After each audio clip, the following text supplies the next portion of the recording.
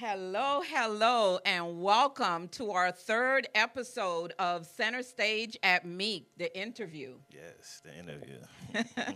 We have here with us Surfer Wolf. I've been a fan for a long time, and this interview, I can't wait. I can't wait to hear, a little bit about your music, about your vision, about, your creativity, and for our audience to learn more about who Surfer Wolf is. yes. I'm excited to let them know too. All right, all right. So your intro that I read somewhere says you are a soul evangelist. What does that term mean to you personally, and how does it show up in your music and message? So a soul evangelist to me is someone who strikes keys in the heart and the soul and reminds you that you have a soul. And how my music play a part in that, the words that I use and sometimes the parables that I use, I'm purposely using these words so that it can strike that emotion in you and remind you have a soul. And when you're reminded that you have a soul, you're that closer to saying, okay, where did my soul come from? What am I gonna do with this soul? So that's how I'm a soul evangelist. Okay, thank you for that. So you've gone from surf gang to solo artist.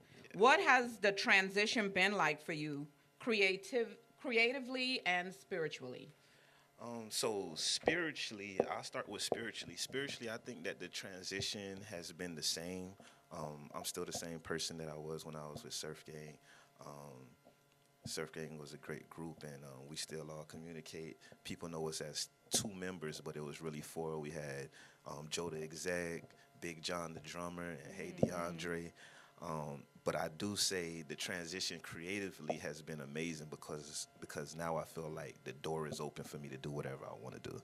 I don't have to worry about am I singing too much, am I rapping too fast. Like I could just let the floodgates go, and I could pick and choose at it later, not having to worry about other members in the group, other members in the family.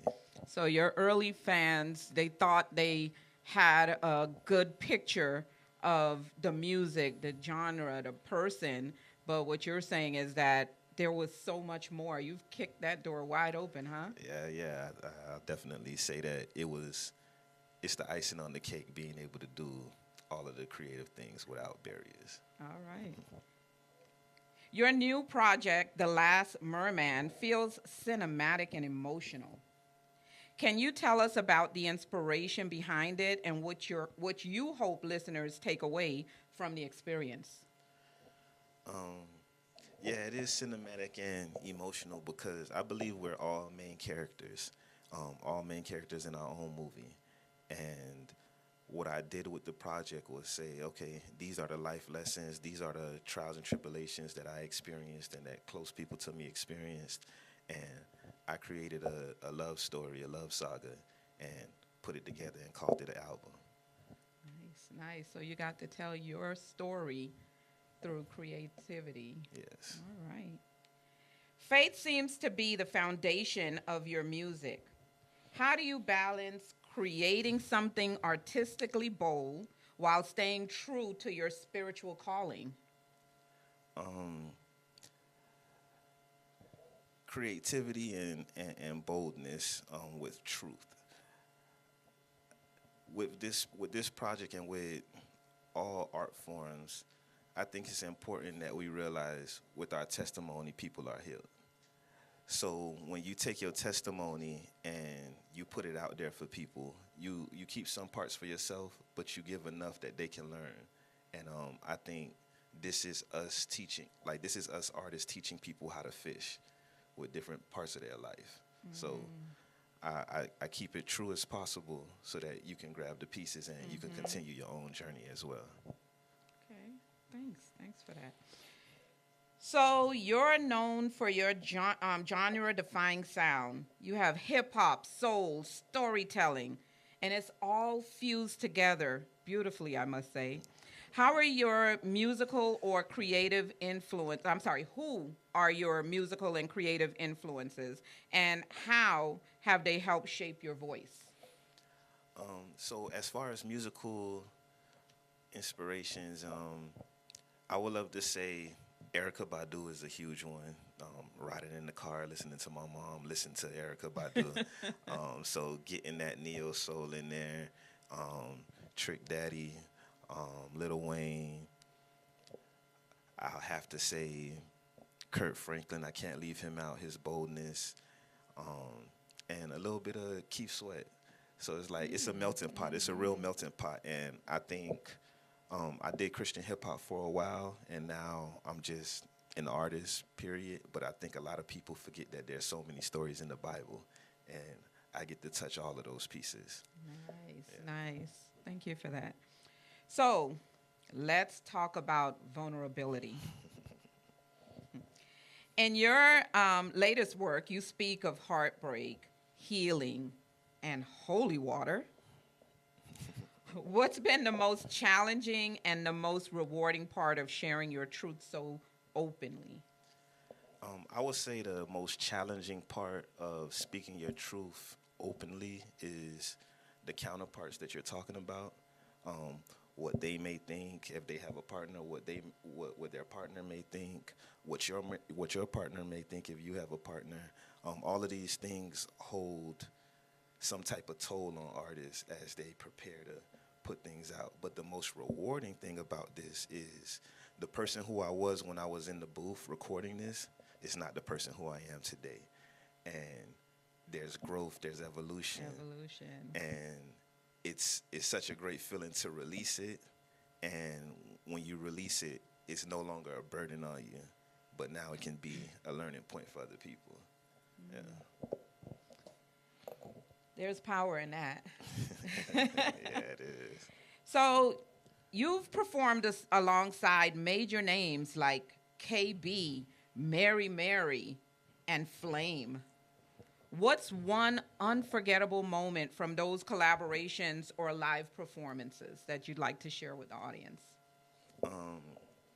There was this a performance with KB and Flame that I encountered when I was a part of Surf Gang, and the unforgettable moment in that time was me and Joe. We were on stage in Miami in front of a crowd of people who were our peers.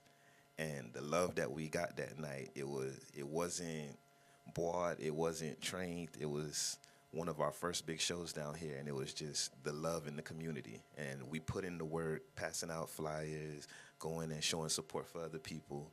And to get that nurturing back that night, it was amazing. We felt as if we were the headliners and we were openers. Wow. Yeah. Nice. All right, so you've mentioned being both messenger and mirror. Mm-hmm. What messages are you carrying right now? And what reflection do you hope your audience sees in your art? The message that I'm carrying right now, specifically for the men, is it doesn't matter what has happened in the past. You can't live in the doghouse forever. Get out the doghouse, big dog. Get out the doghouse, big dog. Step on what you got to step on and keep moving forward. Mm-hmm. And the mirror aspect of it, the reflection aspect of it, I hope it goes back to that evolution, that growth, and that the wave don't stop. It keeps going. So that's the reflection part that I hope everybody see when they look in the mirror, that the wave don't stop. Keep going, keep growing. All right. That's deep. All right. So, if you could speak to the next generation of artists coming up at Miami-Dade College or in Liberty City, what would you say to inspire them to find their own wave? To the artists who go to MDC, one thing that I will tell you is that the culture of Miami-Dade College is we're here to help whoever wants to help themselves. So this is a great place to be. If there's somewhere that you could be plugged in and you ask the right people and you go around the campus, you will get plugged in. As long as you want to help yourself, you will be helped here. But on the artist aspect of it, I will tell you, don't take everything so personal. And if there is something that's bothering you to the point where you can't keep it business, go ahead and find out a way to release that as creatively as possible. And I promise you it's going to be one of your favorite pieces. All right. Miami-Dade College students in Liberty City, words to the wise. I read somewhere that you call yourself a serial entrepreneur. So I want to take this opportunity to say that we are filming Center Stage at Meek The Interview here at the Carrie P. Meek Entrepreneurial Education Center. Ma'am. Yes, and ma'am. we have short-term programs where you can learn to run your own business. You can learn to open a business. You'll learn all of the ins and outs of becoming an entrepreneur. And we have those programs right here at the Carrie P. Meek Center. I love it. So let me just go ahead and put in that shameless plug. Yeah, right? get plugged in. Miami-Dade College has talent. Yes, it does. All right. So thank you. Thank you for joining us for this episode of Center Stage at Meek, The Interview with Surfer Wolf. Thank you. I've been a fan for a long time. I appreciate the support. All right.